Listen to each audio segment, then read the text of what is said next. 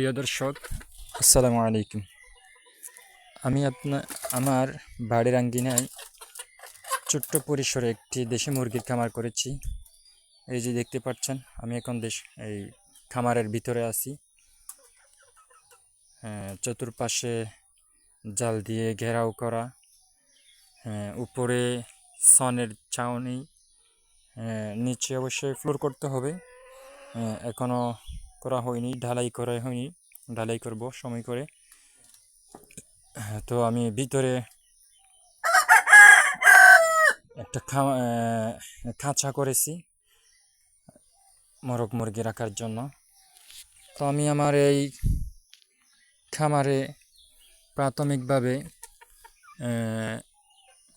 বড় একটা মোরগ, দুটা মুরগি এবং আরও কিছু মোরগ মুরগি,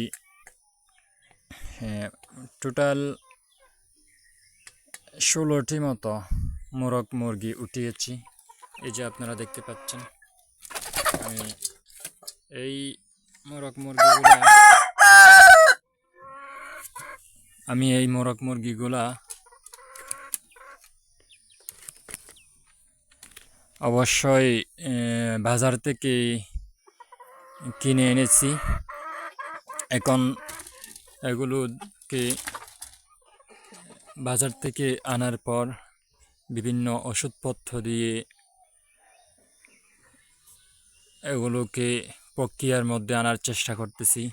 কারণ আমরা জানি যে দেশি মুরগিগুলো যেগুলো বাজার থেকে ক্রয় করা হয় বা যেগুলো মা বোনেরা ঘর বাড়িতে পালন করে, ওইগুলোতে কোনো ধরনের ওষুধ ভ্যাকসিন দেওয়া থাকে না। তো আমরা যদি কোনো খামার করতে চাই, সেক্ষেত্রে এই বাজার থেকে ক্রয় করা মুরগিগুলোকে প্রাথমিকভাবে কিছু ওষুধপত্র দিয়ে চিকিৎসা করতে হয়। এরপর এগুলোকে ভ্যাকসিন দিয়ে প্রক্রিয়ার মধ্যে আনতে হয়। তারপর আস্তে ধীরে এগুলোকে প্রোডাকশনের দিকে নিয়ে যেতে হয়। তো আমি মুরগি আনার পরে ওইগুলোকে প্রক্রিয়ায় আনার জন্য প্রায় 7 রকমের ঔষধ এনেছি। তো এখন মুরগিগুলো আনছি আমি কয়েকদিন হচ্ছে, তখন থেকে এগুলোর ওষুধপত্র চলতেছে। তো নির্দিষ্ট আমি 15 দিন মতো এই খাঁচার মধ্যে এগুলোকে বন্দি রাখবো, কোয়ারেন্টাইনে রাখবো।